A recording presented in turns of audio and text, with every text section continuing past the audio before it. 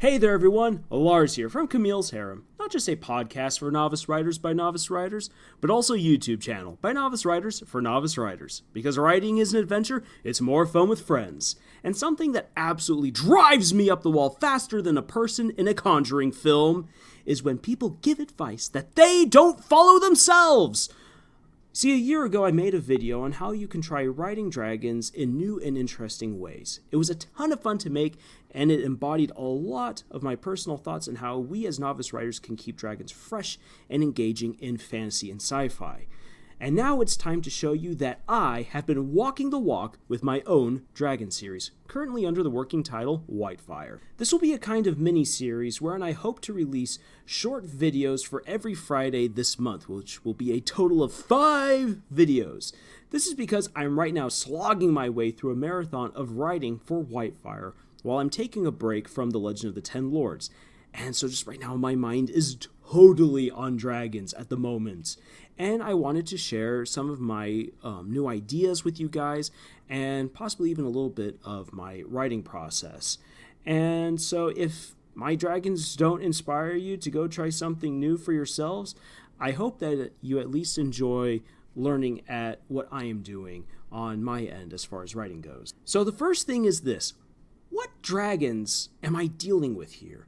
What dragons can you expect in Whitefire? The answer is all the dragons. You'll see your typical Asian and Western style dragons as well as wyverns, drakes, worms, hydras, serpents, sea monsters, anthropomorphic, and stuff you've never seen before.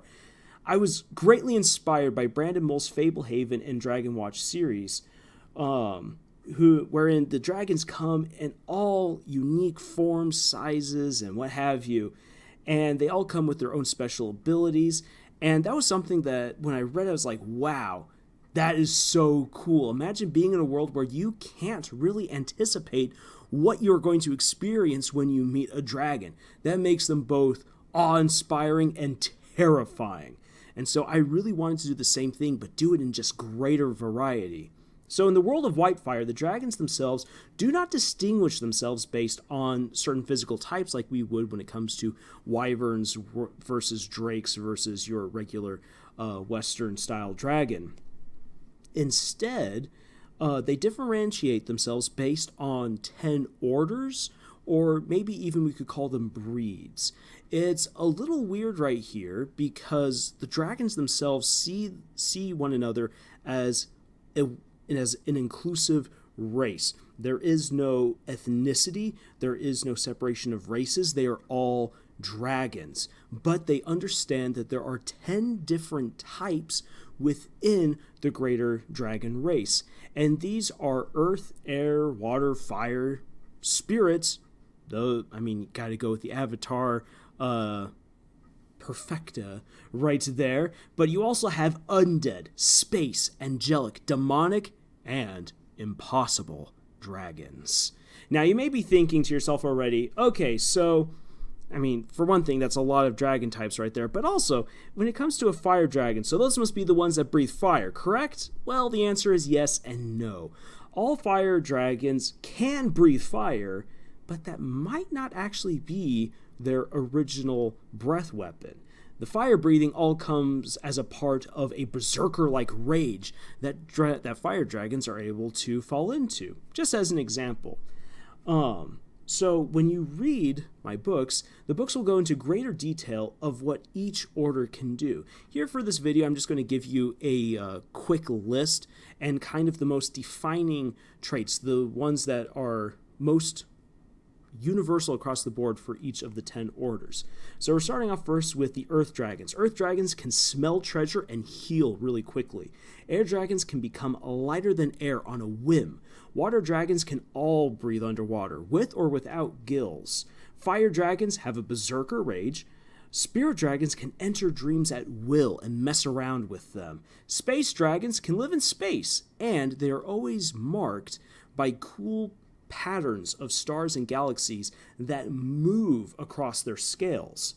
Angelic dragons have halos and crowns that are a part of their bodies, as well as access to amazing powers, and the demonic dragons have burned, behorned bodies, as well as amazing powers and abilities.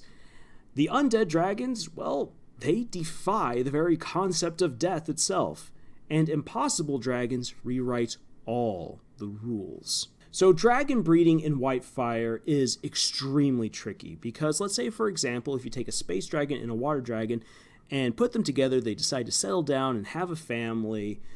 Within a normal clutch of 4 to 6 eggs, none of their young might hatch as a space or water dragon. And you might think that this causes all kinds of problems, but as I will get to in another video, dragons in Whitefire have a very different approach to their young than you might be expecting. But not only are the young unpredictable in what they will hatch to be, once again coming back to this example of a space and water dragon getting together, and they might end up having 3 undead, 1 impossible, and an earth and an air dragon for children. I mean, that's already surprising as it is. All of their bodies are unique and different. Each dragon is extremely individual. It is so incredibly rare to find identical twin dragons in this world. Their bodies conform normally to the traditional body types I've mentioned before, such as your Asian, Western, Wyvern, Drake, and so forth. Hydras, worms are a little bit rarer, but that's not what makes them really so unique. What makes them unique is the range of colors for their scales and their own physical bodies. They can range from horny, slimy, rough, smooth, etc. They can have a mane of horns. They can have multiple sets of wings. They can have multiple eyes, or their one set of eyes just looks completely weird. They could appear to be made out of living rock or bark or fire. I have one dragon in mind for the first book that when they meet them, he looks like a drake, meaning that he has no wings, but he has these protrusions of stone coming out of his back where fire erupts from his back to form wings, allowing him to get up and fly. So all of the dragons are just entirely unique. And the point is that there's just going to be a ton of eye candy in terms of dragons. Eye candy for your brain, because you're going to be envisioning these dragons when you read it. In his own fantasy series, Brandon Mull gave dragons the ability to also assume human avatars. And when they do that, they experience a shift in perception and ability. Now, I love the idea of dragons being able to assume avatars, so I wrote that as well into my own Whitefire series. But their personalities don't alter, and they definitely get to keep all of their magic and their abilities, even when they take on human form. They do this so they can better blend into the human population when they want to, and this creates many fun and sometimes terrifying interactions between humans and dragons, something that I'll get into a little bit more in a future video. Now, another thing that makes my dragons both generic but also unique is that in Whitefire, they all require their own hoard of treasure. This is essential to their magic system, which I will once again explain in its own episode. And now when I say hoard, yes, you are correct. These dragons are gathering all kinds of goodies to them to sit on. This is something that will totally restore their magical reserves, but fun fact, these hoards of treasure don't have to be silver, gold, and jewels. They can be absolute junk, stolen library books, or other things of that nature. It's a hoard that is unique and personal to that dragon. And so as such, dragons don't just simply go and raid from humans and take stuff, but they also get stuff for their hoard by buying, trading, mining, creating, and so forth. And that's one thing that just makes these dragons, once again, unique and unpredictable when you come across them. Another aspect of my dragons is that they are extremely intelligent beings. They've learned to communicate in multiple languages. They know how to write. They love song and dance, so they're composers, which is a neat thing for me to develop and explore while I'm writing them. While many dragons do live in solitude, many dragons are also able to come together to form neighborhoods. Some have even formed entire kingdoms. So you have those dragons that like their peace and their quiet, and there are those that really like being in the middle of whatever's happening. These dragons are also able to debate philosophy. They even have their own religion. They've got sciences, politics, and so forth. And so if you were to actually go into this world of Whitefire and actually meet one of these dragons, if they didn't immediately eat or enslave you, you might have a very meaningful conversation about Harry Potter, if they've read the book, and a dragon might even elaborate to you on why Constance is not a Dumbledore. These powerful beings are the undisputed rulers of the planet of Draconia. Humans and Dragonborn live under the laws and whims of their dragon overlords. Now, while that wording does throw the dragons into a more antagonistic light, my intention is, with this particular setup, is to illustrate how complicated the world actually is, and that the lines between good and evil can be blurry, and just because you don't agree with a dragon doesn't make them the villain. Alongside the main characters, you will get to navigate the complex and layered world of Whitefire and see how dragons have structured a system that maintains a particular balance between power and freedom, at least for their own kind. And the personalities of all of my dragons are as varied and diverse as you would expect amongst humans.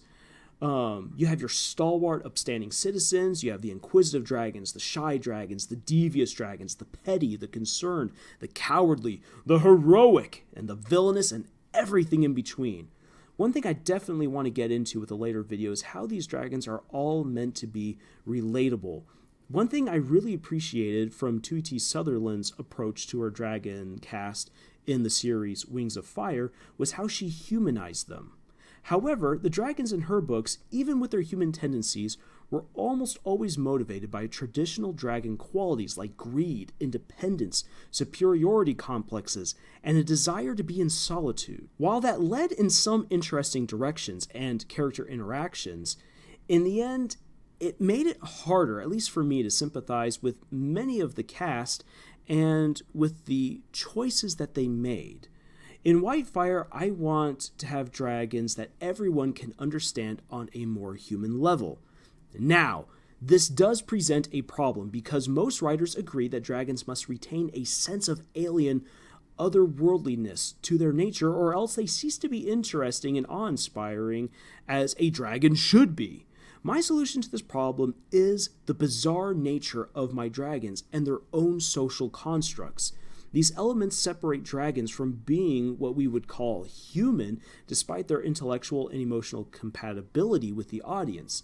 And the development that you'll see amongst the dragons then makes them unique members of the cast. They are very much other animals. They are not like humans, but there's enough about them that is still relatable, and their choices should also be relatable throughout Whitefire. So those are my opening thoughts about the dragons that I am currently writing. And as I said, in the subsequent videos, I will reveal a little bit more about what I'm doing.